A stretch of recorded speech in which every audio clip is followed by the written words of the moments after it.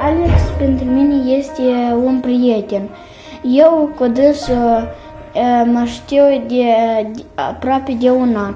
Eu îl vedeam pe dânsul când eram la grădiniță, el vedea că la grădiniță mai era un centru, veneau și el și alți copii mai veneau. Eu știu că el pentru mine este cel mai bun prieten. El cu mine câteodată când are în parte, eu cu dânsul la fel fac așa. Gheorghe este a doilea prieten cel mai bun. Eu cu dânsul ne știm din prima grupă. Noi suntem colegi de clasă. Eu știu că el nu poate scrie așa de bine ca toți colegii din clasă. El câteodată mă roagă să-l mai ajut.